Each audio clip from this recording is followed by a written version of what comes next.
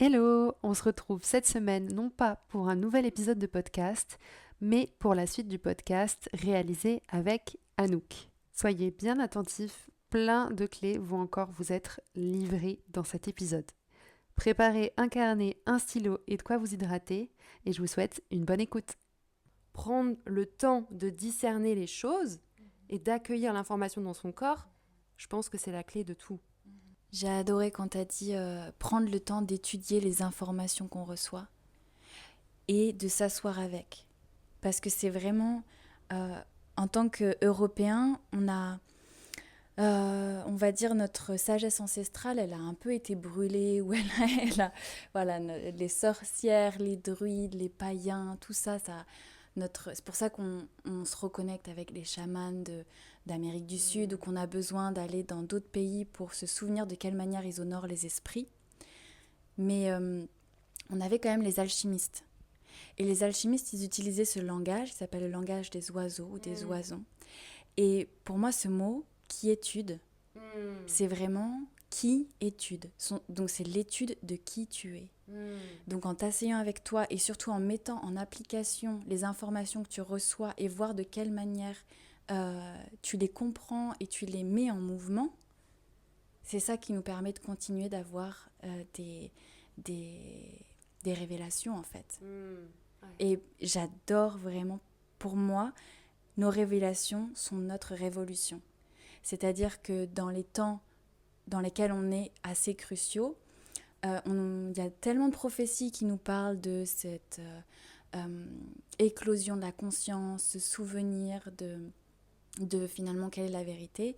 Et on a beaucoup entendu parler, notamment quand on était petit, de l'apocalypse. Et ils ont créé tout un scénario catastrophe en mode ça va être la fin des temps, ça va être la fin du monde. Oui, de celui qu'on connaît aujourd'hui, basé sur des choses atroces, des mensonges, tout est inversé.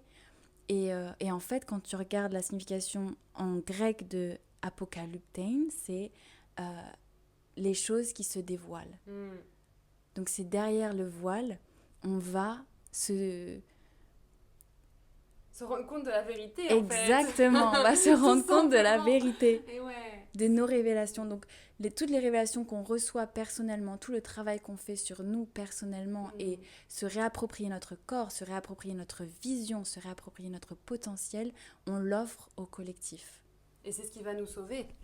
Parce que toute personne complètement déconnectée, le problème c'est qu'avec l'évolution justement de cette terre, en fait, pour beaucoup de gens, ça va être l'apocalypse tel qu'ils le connaissent. Pas les révélations, mais en mode c'est le chaos. C'est le chaos, c'est waouh, tout s'effondre, il n'y a plus rien.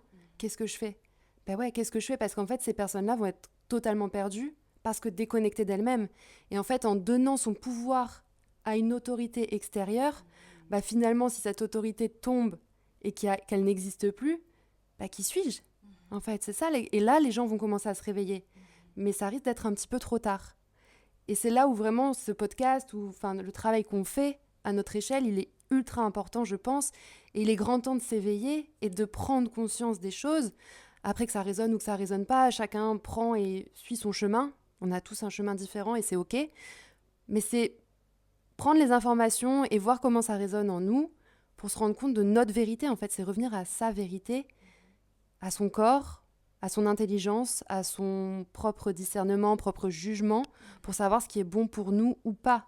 Parce que demain, quand l'ancien monde va s'effondrer, bah, tous les gens qui auront commencé à travailler, et c'est un lourd travail parce que c'est la libération des traumas, du transgénérationnel dont tu parlais avant, et c'est pas un travail facile, c'est clair que ça demande beaucoup d'efforts, ça demande d'aller creuser dans des choses, d'aller voir des choses qui sont un peu lourdes, voilà, ça passe par des mots physiques parfois, mais c'est revenir à ça et se dire ok, bah, j'ai fait ce travail, et donc maintenant je peux avancer, je peux me permettre d'avancer. Parce que quand le voile va être levé, bah, y a moins ce truc de choc, bah ouais, en fait, on le savait, on a eu le temps de prendre conscience des choses, de ce qui se passe réellement, et d'agir en conséquence, et donc de s'y préparer.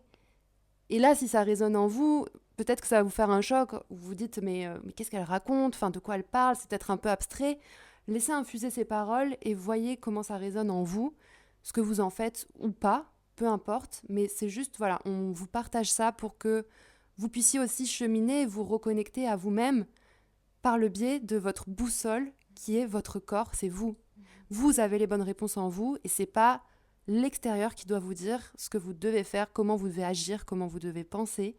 Ça, c'est faux, c'est ce qu'on vous a fait croire et ce qu'on nous a fait croire, et je m'inclus parce que moi aussi j'étais là-dedans pendant des années. C'est récemment que voilà, j'ai repris mon pouvoir personnel. Mais voilà, vraiment, reconnectez-vous à vous parce que ça va être la chose la plus importante et essentielle à avoir dans ce chaos qui va surgir, qui est déjà en train de surgir, parce qu'on imagine le chaos comme on nous le fait croire, du style du jour au lendemain, tout va s'effondrer. Non, c'est en train de on est déjà dedans en fait. C'est que step by step, on va se rendre compte de plus en plus de choses. Mais voilà, c'est se préparer tranquillement tant qu'il est encore temps, avant que justement tout s'effondre. Et en même temps, je pense on a tous déjà été amenés à avoir nos premières révélations. Et après, c'est un choix qu'on fait. Est-ce qu'on continue d'avoir un pied dedans et un pied dans l'amnésie et retourner dans nos travers ou retourner dans... On sait que le système utilise des moyens pour créer des fuites énergétiques, que ce soit les drogues, que ce soit l'alimentation, que ce soit la télévision, la distraction. J'en ai des frissons. La télévision, tu regardes la vision bien établie. Et en fait, on est en train de se rendre compte que l'ordre établi depuis des millénaires n'est pas bienveillant. Mais non. N'est pas bienveillant. Et pourtant, on a eu des âges d'or avant. Et en fait, on se rend compte que quand on dénoue en nous cette espèce de pelote de laine, ou alors qu'on transperce le brouillard semé par des années de confusion, parce qu'il crée une forme de confusion, et ça brasse le froid, le chaud, le oui, le non.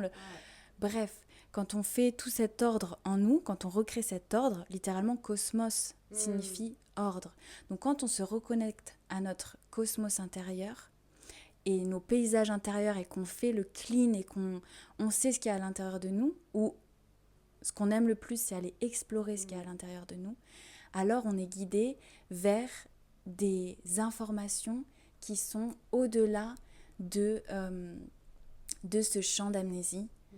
Et c'est comme quand on clean nos traumas de nos grands-mères, de nos arrière-grands-pères, bref, de nos générations, de notre lignée. Avant ça, on a des ancêtres qui étaient tellement connectés à la nature, civilisation. Après, chacun prend ce qui résonne et croit ou pas en ça, mais dans l'histoire, il y a celle qu'on nous raconte, et il y a bien plus avant, où il y avait Atlante, la conscience lémurienne, des consciences d'autres star systems, parce qu'on n'est pas tout seul dans cet univers, loin de là, et on a accès à des communications, parce qu'on réapprend justement notre potentiel, qui est notre clairsentience, clairvoyance, avoir accès au subtil, tout en étant dans le désir d'ancrer tout ça. Donc c'est toujours ce chemin entre le corps et l'esprit. Quand on reçoit des informations, nous en tant qu'humains, on a quand même fait ce choix d'incarnation, on est là pour ancrer les changements et ancrer les informations qu'on reçoit. Ouais. Et j'adore le fait que tu nous partages ce mot ancrage. Pour moi, il est essentiel, indispensable, c'est la clé de tout. Pour avoir aussi... j'ai un parcours spirituel un peu chaotique. Disons que j'ai beaucoup tenté des choses, à me dire, ok, là j'ai envie de me connecter, de voir ce qu'il y a au-delà. Et en fait, c'est là où on se perd, parce qu'on cherche plus haut encore, plus d'informations, en mode, ok, ça a l'air trop bien là-haut, ok, mais on est là, on est incarné sur Terre. Qu'est-ce que tu fais dans la matière avec ça, finalement? Parce que c'est bien beau d'être perché. Et c'est là où on appelle un peu les gens perchés. Et souvent, quand on parle de spiritualité, on dit « Ah, t'es perché ». Il y a ce truc, justement, parce que les gens n'ont pas forcément envie de voir ça. Quand t'as des gens qui sont connectés à d'autres choses, même ceux dont on parle là, il y a certains, ça va faire « Oula, mais elles parlent de quoi? Elles sont complètement lunaires, là, elles sont parties sur une autre planète. » Mais justement, c'est plus t'es ancré, plus t'as accès à des informations, plus tu peux cheminer. Et c'est ça l'important, c'est pas de chercher à être perché et d'avoir des informations et de canaliser, channel, machin, parce que ça a l'air marrant. Ça, c'est pareil, attention où vous tapez, dans quelle énergie vous tapez, parce que les informations là-haut, c'est pareil. Il y a du bon, il y a du mauvais, partout. Et se faire hyper gaffe à ça et toujours revenir au corps, à l'ancrage, pour créer dans la matière, parce qu'on est des êtres humains, on est des êtres spirituels incarnés dans la matière.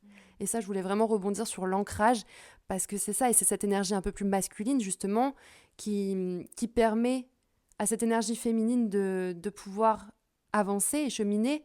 L'énergie féminine, ce serait plus la connexion, le flow, le qu'est-ce que je ressens, qu'est-ce que je veux, qu'est-ce qui est bon pour moi. Mais sans cet espace d'énergie masculine qui vient ancrer les choses et créer une structure, une base, bah en fait, c'est pas qu'il y a rien, mais ça vole. Alors, il se passe des choses étranges dans la maison. Depuis qu'on a commencé ce podcast, il y a beaucoup de choses qui tombent, qui font du bruit. C'est un petit peu particulier, mais c'est OK. Mais voilà, donc toujours revenir à la structure, la base, pour pouvoir monter. En fait, c'est descendre deep down, c'est aller voir en soi ce qu'il y a pour avoir des informations de plus haut et continuer à cheminer et avancer. Exactement. Réceptivité et productivité. Et on a été tellement dans ce schéma de productivité, mais c'est super intéressant parce que dans la vision égyptienne, je te le partageais hier, mais Geb, c'est la représentation de la terre, là où Nout, c'est la voûte céleste. Donc Nout met au monde le soleil tous les matins et réavale le soleil tous les soirs. Et Geb, c'est comme un réceptacle sous elle qui finalement ancre ces informations, ancre ces histoires stellaires. Et c'est vrai que nous, en tant que femmes, quand on est enceinte, on reçoit vraiment, on est ce portail entre les mondes, entre le monde matériel et entre la conscience des étoiles et de ce champ d'énergie. Et c'est justement, j'ai eu la chance de voir en concert Chantal Seba cet été, et c'est exactement ce que Finn a partagé sur le fait que lui c'était celui qui soutenait l'énergie que Gemini, donc le nom les deux noms derrière Chantal Seba, reçoit comme conscience des étoiles et comme message. Et il y a vraiment cette restauration sur laquelle on est en train de travailler collectivement. C'est-à-dire que même si on regarde dans les mythes grecs, par rapport à Hermès, qu'on connaît sûrement tous, le dieu messager, ce messager des dieux avec les chaussures ailées, tout ça, voilà, il est représenté plein de fois. Pourtant, on ne connaît pas beaucoup Iris. Pas Isis, qui est la déesse égyptienne, mais Iris, qui est le symbole de l'arc-en-ciel. Et en fait, c'est la complémentarité des deux qui fait qu'on a l'information de l'union divine, de la création complète.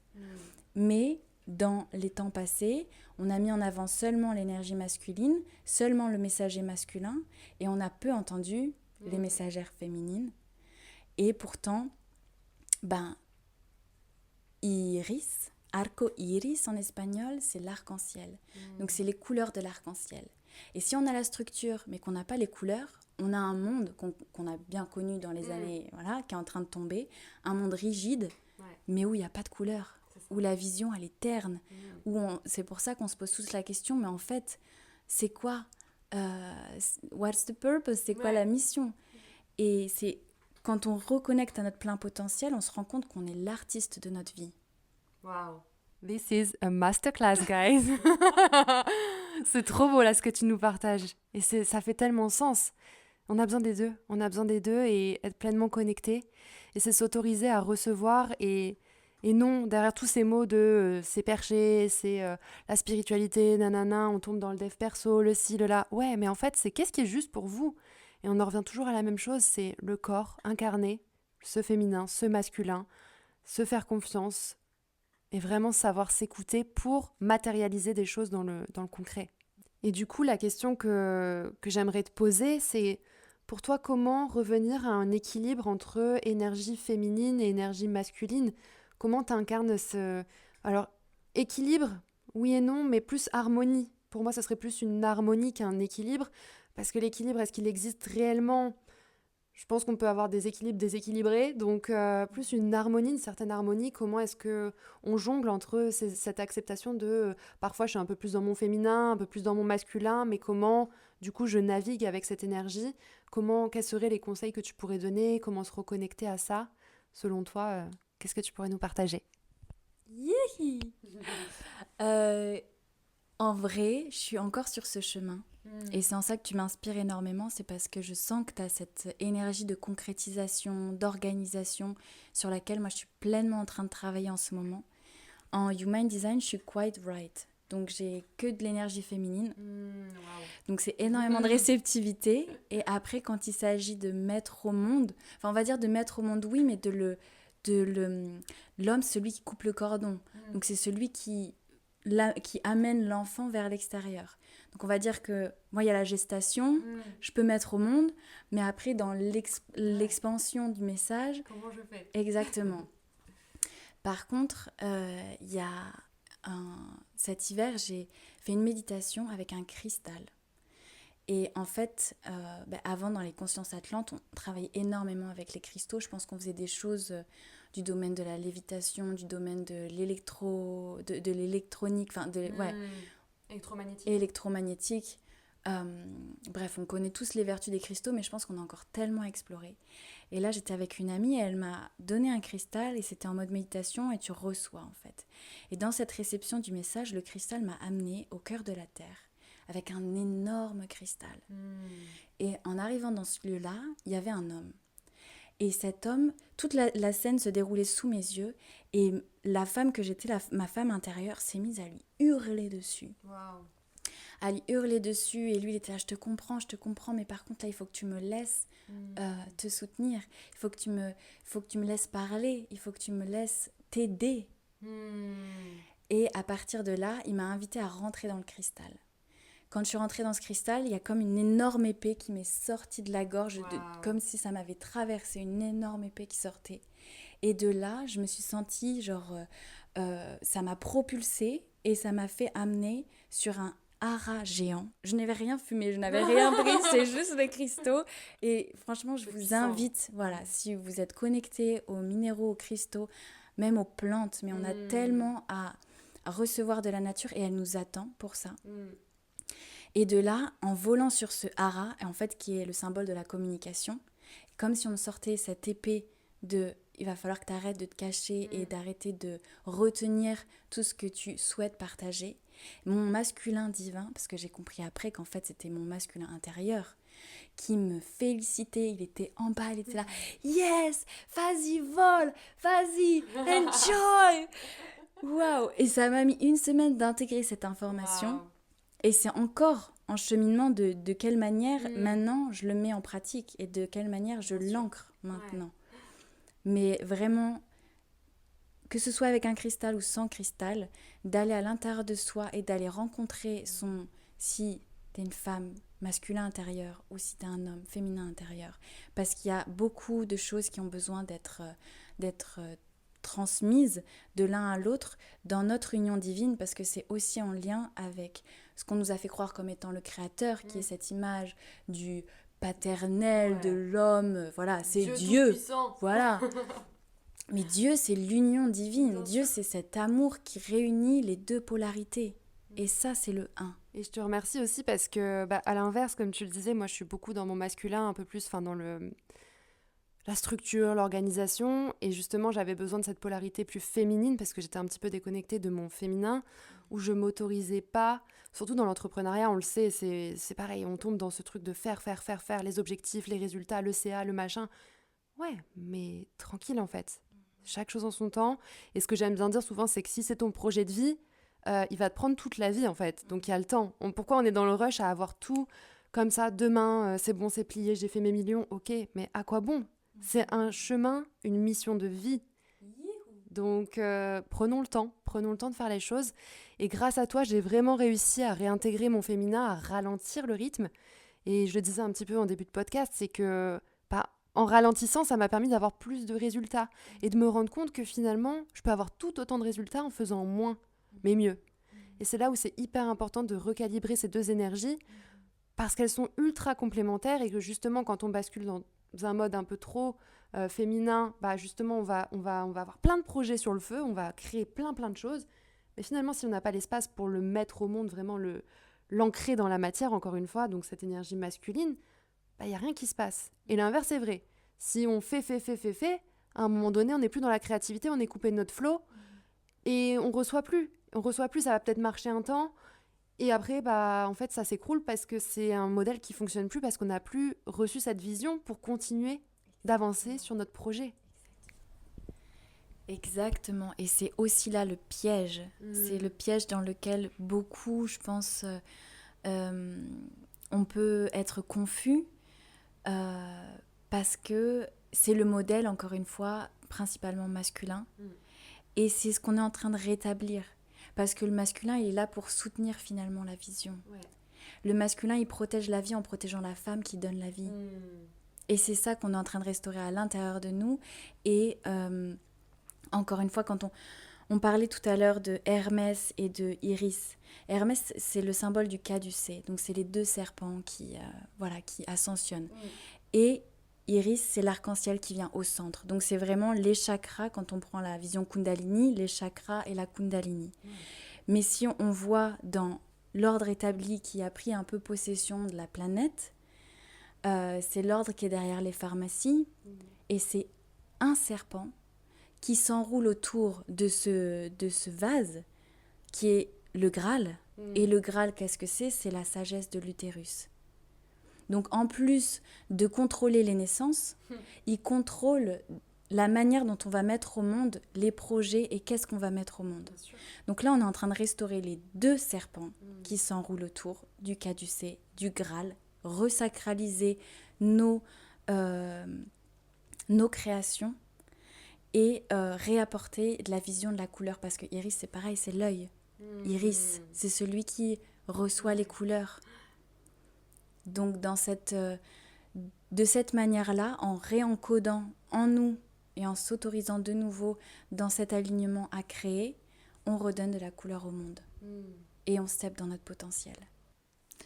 Du coup, notre mission personnelle, elle est tellement unique. Et c'est là qu'on découvre qu'on est les artistes, on est autant le peintre que le masterpiece. Ça, j'adore en anglais. The masterpiece is the master in peace. C'est quelque chose qui nous apaise quand on sent qu'on a... j'ai que les mots en anglais qui arrivent là. Mais quand on est dans sa vérité. Exactement. Quand on est dans sa vérité. On est dans cette complétude du chef-d'œuvre. On est le chef d'orchestre, on est le peintre, on est les couleurs, on est le tableau. Dans cette intégralité.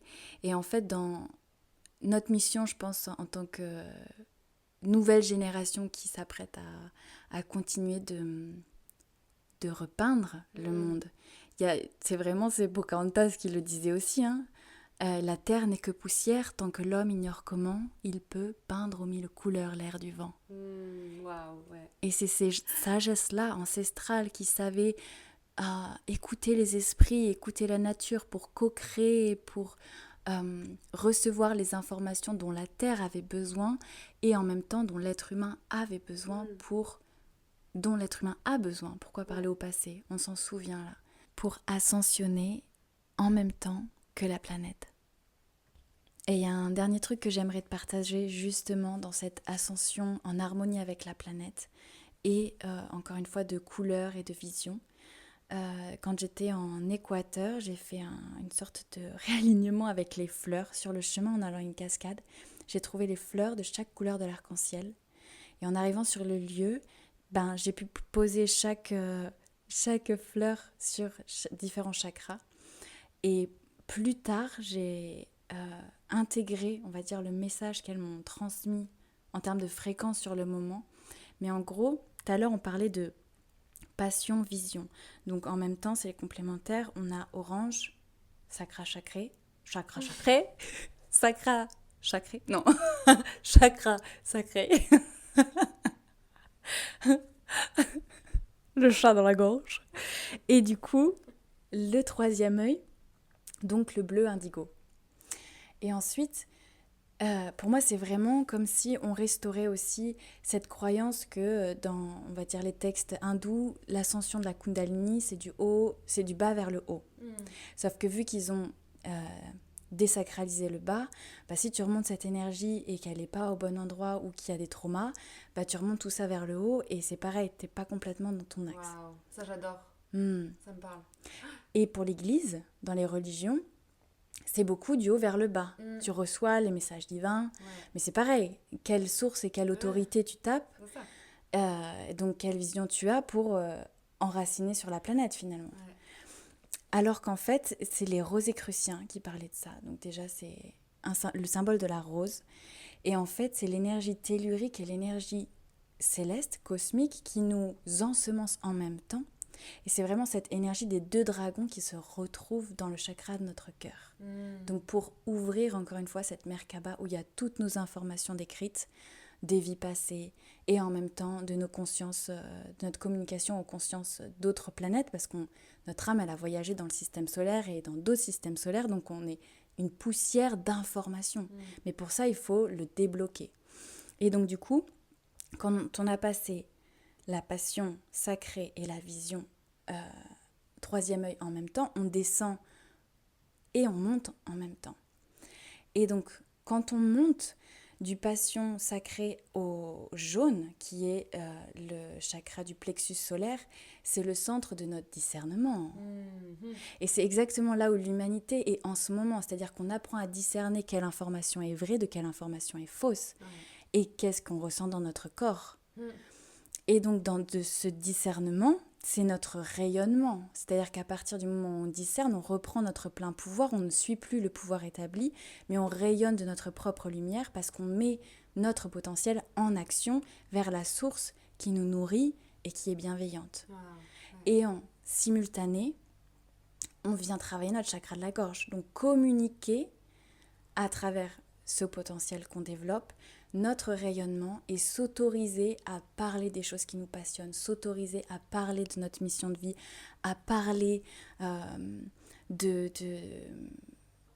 tout ce qui nous met en vie, de tout ce qui nous met en joie, de tout ce qui... Ah, ça vibre, c'est high frequency. Et quand on a aligné tout ça, et ben là, on unlock le cœur. Et c'est en ça qu'on est en train de tous se reconnecter. C'est-à-dire que vu qu'on fait ce chemin intérieur de bas et de haut en même temps vers le centre, on se recentre et on est appelé par la nature, on est appelé par le vert, on est appelé pour pouvoir partager dans cette énergie du cœur et à se refaire confiance les uns les autres, rétablir nos liens de co-création parce que notre mission collective, elle est pour protéger le berceau et le berceau, c'est la planète. C'est Avatar, en vrai. C'est Avatar. Complètement. Mais je suis tellement d'accord. Je pense que tout le monde l'aura vu. Mais oui, quand on connecte à cette conscience collective, on se rend compte à quel point... c'est mettre ça en lumière aussi. C'est se dire que, les gars, en fait, on est là, on a une vie. Profitons-en pour expérimenter parce qu'on a plein de choses à expérimenter. Mais on a plein de choses dont on doit se souvenir, se rappeler d'abord, pour pouvoir justement les mettre en action. Et c'est vrai qu'on est... on peut se voir comme des avatars. Et nous sommes des avatars, pour moi. Enfin, si on prend le côté un peu dark où on est manipulé, on est des pions. On reste des pions, on reste des pantins. Et si on reprend son pouvoir, on est libre de créer ce que l'on veut. Et donc, c'est quelle sorte... Je parle souvent des jeux vidéo, entre guillemets, en comparaison avec l'entrepreneuriat. Mais c'est quelle sorte de monde tu as envie de créer ? Qu'est-ce que tu souhaites créer ? Comment est-ce que tu souhaites évoluer ? Tu crées tes propres paliers. Qu'est-ce que tu as envie d'expérimenter, en fait ? Pose-toi la question. Là, c'est si tu as ton plein pouvoir, tu as ton plein potentiel. Juste imagine, tu te dis, ok, je suis libre de faire tout ce que je veux. Qu'est-ce que tu ferais finalement ? C'est quoi ta voix ? C'est ça. Et ça m'a fait vraiment écho quand tu as parlé de communication, communiquer, exprimer ce que l'on a en nous. Et c'est là où on est vraiment encore très bloqué. On se rend compte qu'on essaie de libérer tout ça, mais c'est compliqué de step vraiment dans ce truc-là où bon ben moi je kiffe ça et en fait j'ai envie de l'exprimer pleinement au monde, mais il y a toujours cet inconscient qui dit non, j'ai pas envie de partager ça parce qu'en fait on va me juger là-dessus, on va dire ça, on va me critiquer, et du coup ça nous étouffe un petit peu dans notre rayonnement et on se cache. Et je sais pas si tu l'as ressenti, mais en tant que femme, moi je me sentais ah ben non, en fait je vais la jouer petite parce que là si je rayonne et que je suis moi-même et que je speak up entre guillemets et que je montre ce qui me tient à cœur et que je suis vraiment moi, bah en fait, ça va déranger, ça va pas aller, je vais être critiquée. Et donc, du coup, je préfère... Mourir. Ouais, c'est ça, c'est un peu cette relation à la mort ou en mode... Parce que wow. c'est cleaner des traumas. Ouais. C'est encore une fois ça, c'est cleaner des traumas où justement on était dans l'expression de notre harmonie, et de notre amour envers la planète. Pourtant, on a été tués pour ça. On a été tués pour avoir été en harmonie avec ce qui nous semblait juste, avoir partagé notre vérité, parce que on avait cette connexion avec les plantes, cette connexion avec le tout finalement. Ouais, c'est ça. Et que pour ça, on a été tués. Ouais. Donc c'est vraiment réencoder, reprogrammer chaque cellule de notre corps et nous autoriser à chaque instant. Parce qu'aujourd'hui, plus rien ne peut nous arriver. Ou même, on sait que si quelque chose nous arrive, de toute façon, on va sur un autre plan de conscience et on continue cette mission, parce que c'est une mission, et ça va peut-être paraître un peu gros, mais intergalactique, les gars. Ouais. Vraiment. On est des voyageurs de l'univers, et on a des missions en particulier, et celle de la Terre, en ce moment, c'est vraiment de se souvenir qu'on est bien plus que ce à quoi on nous a fait croire pendant des millénaires. Et c'est surtout se rappeler à quel point on a une chance aussi de vivre à cette époque. Alors tout le monde ne raisonnera peut-être pas avec ça, parce que si on voit le côté négatif, on se dit mais quel enfer. Mais à l'inverse, quand on regarde la chance que l'on a d'être ici et de pouvoir transmuter tout ça, et les gars, on gagne des points de vie là, hein. Avec cette mission, je peux vous dire que voilà, on l'a choisi. On l'a choisi, c'est se rappeler aussi qu'on a choisi notre incarnation ici et qu'on n'est pas là pour rien, et que notre mission, ce n'est pas juste de trouver le meilleur boulot pour avoir la plus belle baraque et la plus grosse voiture. En fait, là, on est sur des besoins complètement déconnectés de la réalité. C'est ce qu'on nous a fait croire. On nous a fait croire que c'est celui qui aura plus qui sera le plus heureux. Mais encore une fois, est-ce que les personnes les plus riches sur Terre sont les plus heureuses ? Non, je ne crois pas. C'est revenir... Enfin, je pense que vous l'avez tous vécu, mais quand on revient aux bases, à notre état un peu primaire, naturel, et ça me fait écho avec ce qu'on a vécu, où je vous le partageais sur les réseaux, on a campé, on s'est retrouvés un petit peu dans la nature et tout ça, et en fait, c'est à ce moment-là où ça m'a permis de reconnecter à mon instinct primaire, à « Waouh, mais qu'est-ce que je suis en paix, en fait, j'ai plus de distraction, j'ai juste besoin de l'eau, un lit pour dormir, et en fait je suis connectée aux arbres, à la nature, je me réveille en pleine nature, je dors, je suis en pleine conscience de tout, je me sens pleinement connectée, mais en fait j'oublie tout le reste parce que j'ai besoin de rien d'autre finalement pour vivre, et on est heureux comme ça. Et alors ça peut paraître un petit peu déconnecté de la réalité aussi pour certains, parce que oui, on se doit d'avancer dans un monde matériel qui a créé des injonctions, des attentes où on doit faire comme tel, parce qu'on nous l'a dit, on nous a dit que pour survivre, il fallait gagner de l'argent, avoir une maison et tout ça. Mais en fait, c'est se déconditionner de tout ça pour revenir à qui nous sommes réellement, en fait. Et se reconnecter aux autres. Ça, c'est comme tu le disais, c'est vraiment une co-création. Et c'est seulement en se connectant d'humain à humain que l'on arrivera à transmuter tout ça. C'est pas seul dans son coin, c'est ensemble qu'on fera les choses et qu'on arrivera vraiment à éveiller nos consciences et à faire évoluer cette terre, en fait. Tellement, tellement. Et c'était inscrit même bien avant, encore une fois, des tablettes émeraudes. Il y a un livre qui est sorti, c'est la philosophie hermétique. Ça s'appelle le Kybalion. Et en gros, dedans, il parle des lois de l'univers. Et il parle de ce moment crucial de l'humanité. Au-delà de toutes ces... Enfin, il y a toutes les prophéties, mais en plus, il parle du fait qu'on passe de l'homo sapiens, de l'homme qui pense, à l'homo luminus, l'homme qui ressent. Donc, on step encore dans notre corps, on ressent les signaux, on reçoit les signaux. Et du coup, on développe nos potentiels psychiques, mais aussi nos potentiels de création sacrée, de qu'est-ce qu'on plante sur cette planète et qu'est-ce qu'on laisse derrière nous. Et en français, on a ce double mot entre empreinte. Qu'est-ce qu'on emprunte ? Parce que l'homme emprunte, mais à quel prix ? Ouais, c'est ça. Mais aussi quelle empreinte on souhaite laisser. Donc c'est vraiment rebasculer de j'emprunte à finalement je laisse cette empreinte, cette conscience, cette énergie, cet amour pour la création. C'est tellement intéressant, et tout ton savoir, enfin vraiment moi j'adore, ça me fascine, tout ce que tu connais, voilà, tout ce que tu as appris, tout ce que tu as restauré, tout ce que tu as compris, reçu et accepté. Enfin moi ça me fascine vraiment de voir toutes les informations que tu as à ta disposition et dont on est tous capables en fait, on peut tous accéder à ça. C'est juste se souvenir et s'autoriser à recevoir aussi. Et en fait, c'est juste ça, on va clôturer ce podcast parce que je pense qu'on pourrait repartir pour des heures encore, on a tellement de choses et tellement de sujets à aborder qu'on pourrait continuer des jours et des jours. Mais c'est vraiment revenir à soi, en fait. Le plein potentiel, c'est ça, c'est... Vous êtes votre propre boussole, vous savez ce qui est juste pour vous, vous savez ce que vous devez faire, comment vous devez le faire. Et tout ça, vous y avez accès en ressentant, en accueillant et en prenant le temps, en fait. Donc c'est vraiment, je pense, les points cruciaux. Et cet épisode est juste incroyable. Vraiment, pour moi, c'est une masterclass parce que avec tous les savoirs que tu nous as partagés, je pense qu'il va y avoir des gros shifts et que ça va impacter beaucoup de monde. Donc je te remercie énormément, vraiment infiniment pour tout ce que tu nous as transmis ici. C'est vraiment une énorme... C'est l'école de la vie.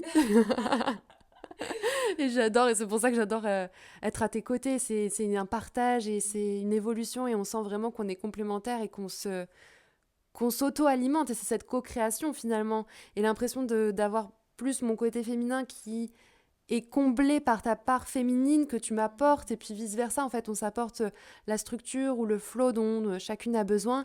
Et c'est juste magique de voir à quel point finalement la co-création et le lien entre humains fait la différence. Et je pense que j'aimerais conclure là-dessus, où vraiment c'est reconnectons-nous ensemble, en fait.